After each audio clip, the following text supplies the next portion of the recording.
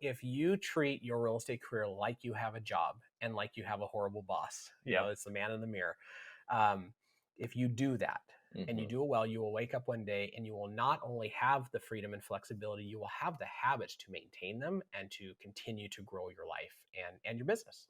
Nice. Hey, real estate agents, Reed Moore here with RMG Agent Podcast, and I'm excited to bring to you episode number 3. If you weren't with us here for the last couple episodes, I'd encourage you to go back, take a look. And the last one we did was 1 career, 2 jobs, and 3 buckets of money. A really, really good foundational conversation for growing your real estate practice or your real estate business.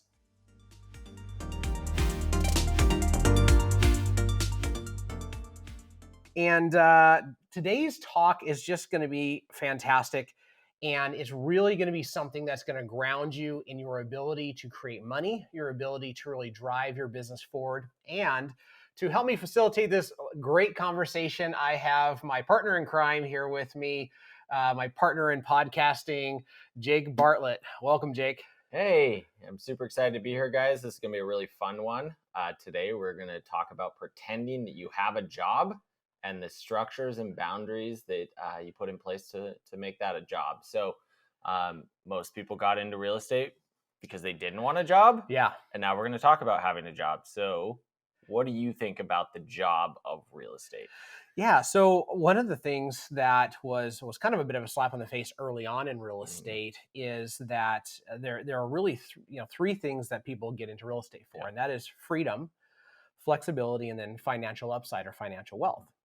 And a lot of times in our industry, we go after the freedom and the flexibility because those are the sexy things, right? Those are the things that we really, really want, and that's the challenge is we can find those things in the short term at the cost of our financial gain, as well as the cost of maybe even freedom and flexibility in the long haul. Yeah. So when I talk to new agents, those 2 things are usually the hot button terms. I don't know where those came from because experienced agents don't ever really talk about the freedom and flexibility. They might talk about financial gain. Sure. But usually the first 2 things that people talk about when they get their real estate license is the freedom and flexibility. I usually flip it on them. I usually talk about if you want freedom and you want flexibility, you better be real structured with very specific things.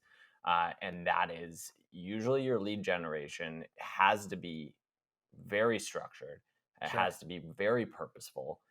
And if you accomplish that, say 15 hours a week of purposeful, powerful lead generation, yes, flexibility and freedom will come outside of that time frame. Yeah, it's really funny too because just as you progress, maybe just in life, you start realizing that freedom has a cost to it, and maybe earlier in a career, somebody wants the freedom to do things that may actually be not healthy freedom. And so what I mean by that is sometimes there's an undertow when we think about freedom, and it's I want to be free from really good habits. And we don't think about it that way. We think about, I want to be free from showing up at the office at 7 or 8 or whatever. I want to be free from punching the clock. I want to be free from all these things. Well, there's nothing wrong with that. The challenge is that if we don't approach that in a way where we introduce structure and discipline to ourselves, being free of good habits is not good in any area of your life. Right? Just think about waking up and thinking, today I want to be free from all of my good health habits. Right. That feels good actually for a day, right? Like you go on vacation and you have too many cheeseburgers and too many beers and all that stuff. It feels good for a day. But if you chain together that type of freedom for a long period of time, you actually end up really stealing freedom from later in life. Right. Yep. So one of the things I think about when I think about the structure and the boundaries and how this shows up, when I left the independent broker I was at after 9 years, I'd really hit kind of a ceiling of achievement. There wasn't a whole lot of structures, definitely not even boundaries, and there wasn't anybody to model the behaviors after. So we left, we went to a large brokerage and got to see those people within that brokerage that were extremely successful. And one of the things that was really funny was somebody pointed out to me that you want to see who the highest producing agents, like in order, are, show up at the office at 7 o'clock. And they almost every single day showed up in order of production. The top producing agent showed up first. Number Sure. two was second. Number three was third.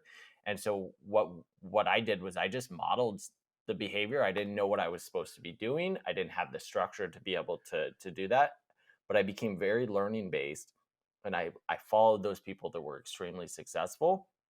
And what ended up happening that first year was doubling my business just from the Sure. structures and boundaries that I was able to see and then put into place. Yeah.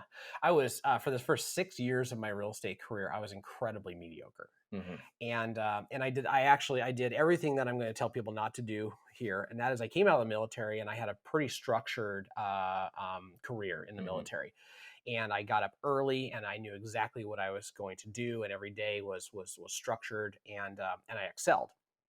I got into the real estate world and I showed up at 7 in the morning like every professional does, and the lights weren't on until 10:30 at Yeah. a little boutique brokerage. And instead of changing the culture of the brokerage, or instead of keeping my good habits, I allowed myself to just disappear into the habits of what my surroundings were. Hmm. Right. And pretty soon I was not getting to the office until 11. And pretty soon I was just working out of the house. Hmm. Right. So when kind of all hell broke loose in my life, and I realized I had to really actually roll up my sleeves and figure out who I wanted to become and what I wanted to do, the first thing that my coach told me is basically, you show up here, you beat everybody to the office, and you work out of your desk.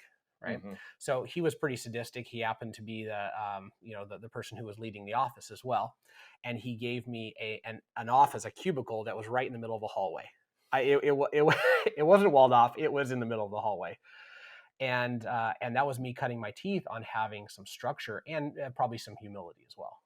Yeah. So one of the things is we're having this conversation that kind of popped in my head was um, everybody had to go work from home during COVID, Right. right? Right. Like we all had to. We didn't have the possibility. A lot of people haven't came back. That's exactly right. Yep. So when we're talking about structure and boundaries, I think that's a big key that we need to introduce is like, hey, if your real estate business is down and you've been working from home for the last year and a half, like it's time to, take the sweatpants off, put some big boy pants on Yeah. and get back to the office so Sure. that you can be around those people that are excelling in this market. Yeah, absolutely. And that's, like we were talking about golf earlier and how hard it is to play any sport Mhm. where you are surrounded by people who are maybe not nearly as good as you. Mhm. And when you're surrounded by people that are better than you, how it causes you to rise to the occasion. Yep. So if you're isolating yourself right from home, some people work from home and it's strategic, and Mhm. you can look back and you can see, oh, like, no, you have structure, you do these things in this certain way, that's fine. But there's also a lot of people that aren't telling themselves the truth. Yeah. Right. Yep. So one of the things you said that I really like is habits, right? Creating habits, personal habits, business habits.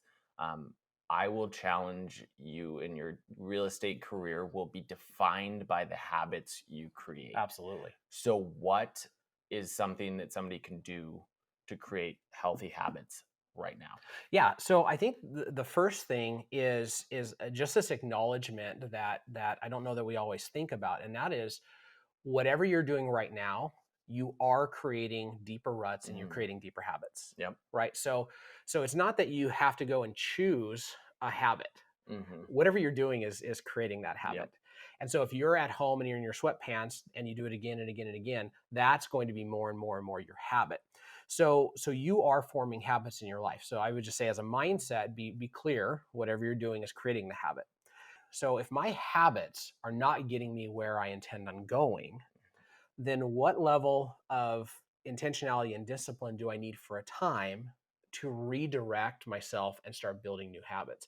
And that period of time between what I'm doing now and where I want to be habitually, that's painful. Hmm. Right? That's where I don't have a habit of going to the gym, and my alarm just went off, and I have to choose Hmm. today.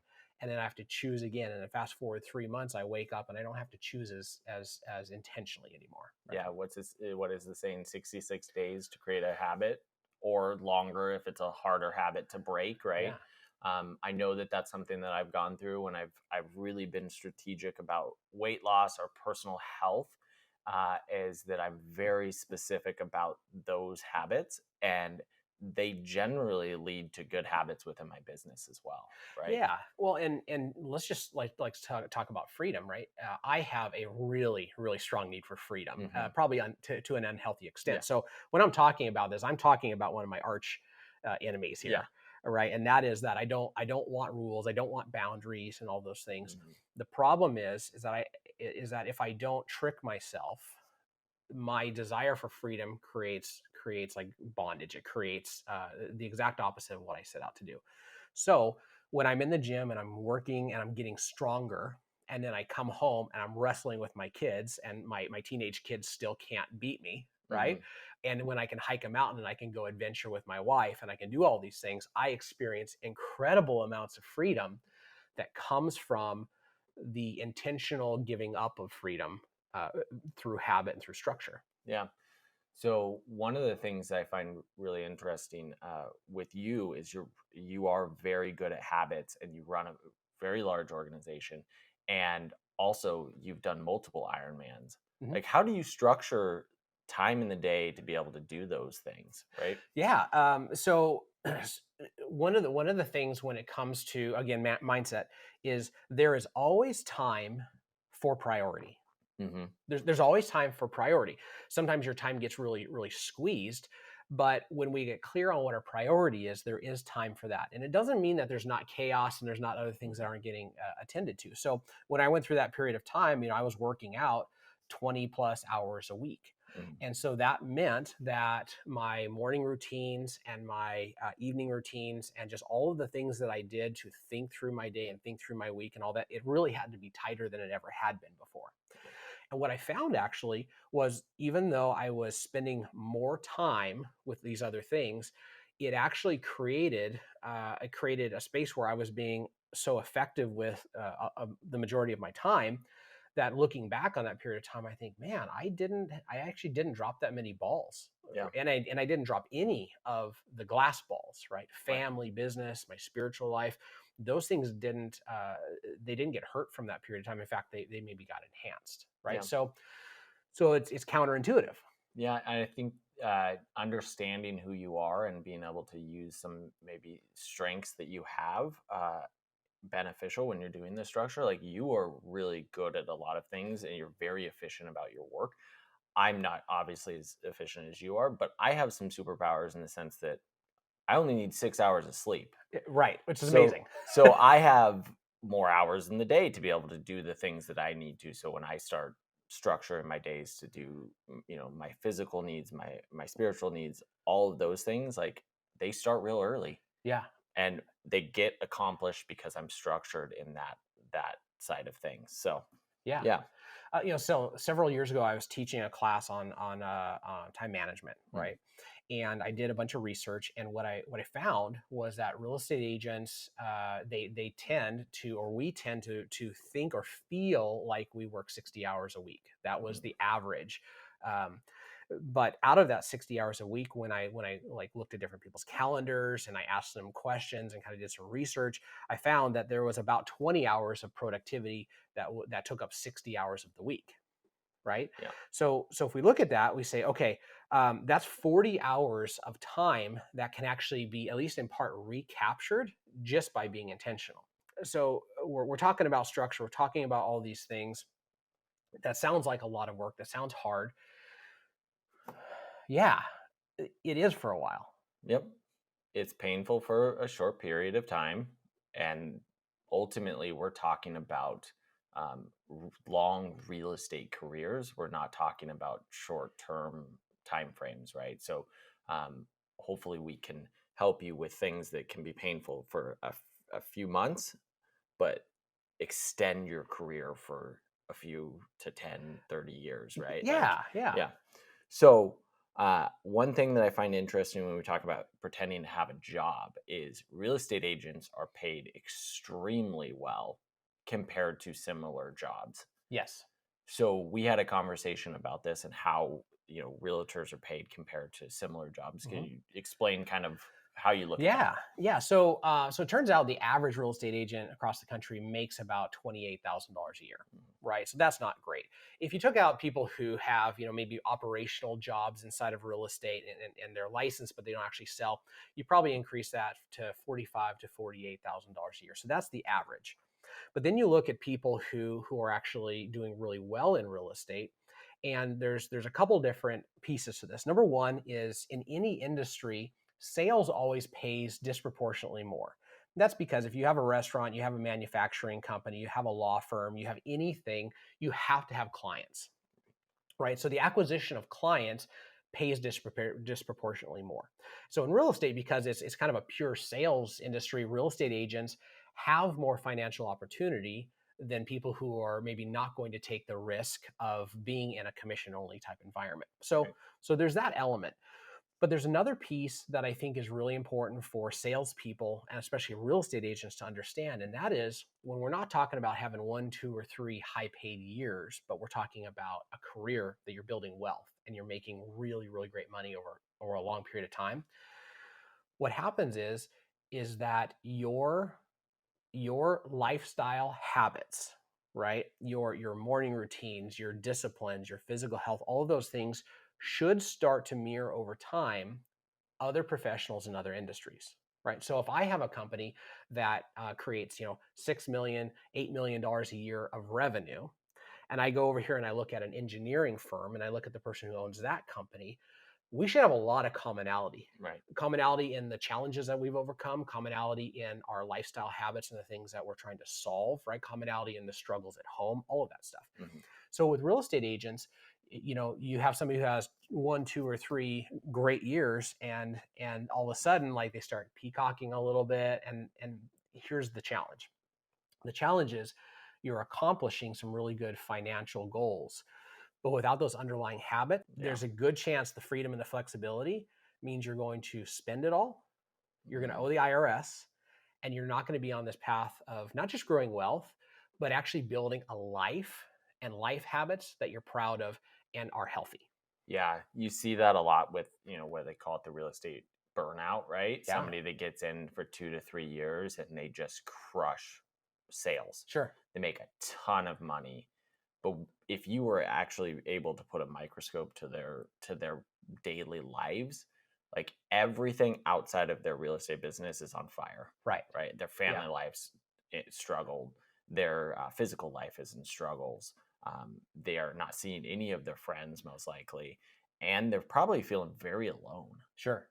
That's something that we see a lot of Yeah. with high producing agents is the alone aspect, and that's a phenomenon that's happening across all in this industries, but specifically within real estate. Like a lot of people are feeling alone right now. Yeah. And that loneliness really comes down, and we don't always want to say it this way, but it comes down to our personal choice or personal Mhm. choices.